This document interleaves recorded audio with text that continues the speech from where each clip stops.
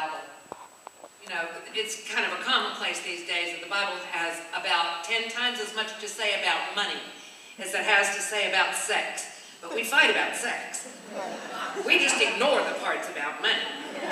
Actually, I know I'm on the board of Villa International, and so I know that PW does not ignore what the Bible says about money, and I thank you. However, in the church, we do tend to fight more about sex than about money. And I want to just remind you what the Revelation says. I know your affliction and your poverty, even though you are rich. There's already a contrast here between spiritual poverty and material wealth. The third seal in chapter 6 is inflation. And it's inflation that strikes the poor for the sake of protecting the wealthy. The slogan is, a quart of wheat for a day's pay, and 3 quarts of barley for a day's pay. But do not damage the olive oil and the wine. That's for the rich people.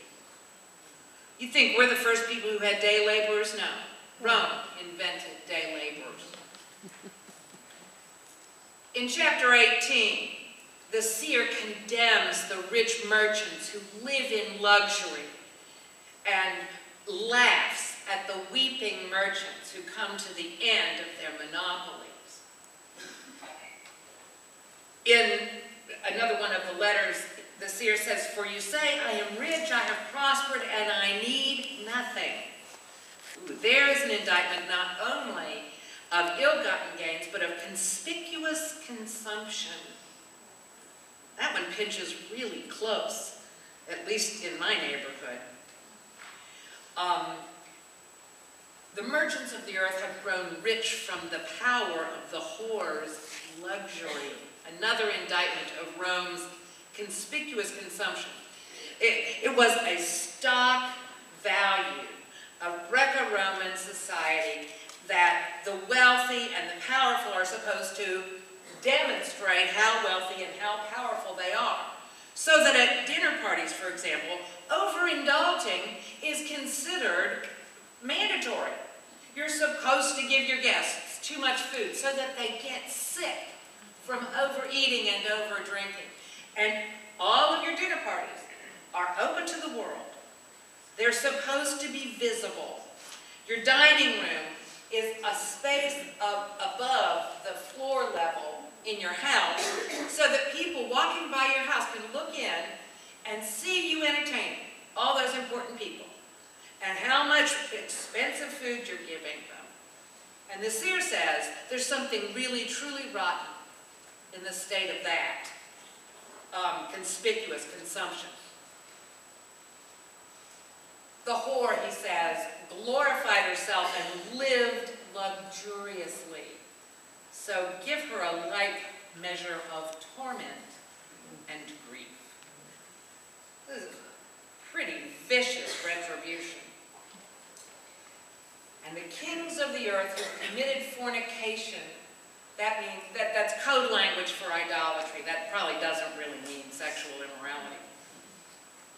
And lived in luxury with her, that is, with the whore, with Rome, with Babylon, will weep and wail over her when they see the smoke of her burning. And the merchants of the earth weep and mourn for her, since no one buys their cargo anymore. This is a hugely commercial enterprise. And the seer identifies it as at the heart of not only what's wrong with Rome, but what has infected the 7 churches of Asia. It makes me think of the language of the prophets. Remember when Amos is scornful of the cows of Bashan, or when James says, "Come now, you rich people, weep and wail for the miseries that are coming to you. Your riches have rotted and your clothes are moth-eaten. Your gold and silver have rusted, and their rust will be evidence against you, and it will eat your flesh like fire.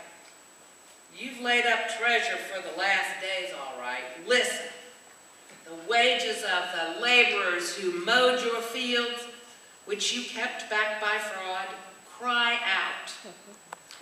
And the cries of the harvesters have reached the ears of the Lord of hosts. You've lived on the earth in luxury and in pleasure. You've fattened your hearts in a day of slaughter. You've condemned and murdered the righteous one who does not resist you. James is a very scary letter at points, especially for people like us. Finally, the seer speaks constantly and in very opaque ways about some kind of danger of false teaching.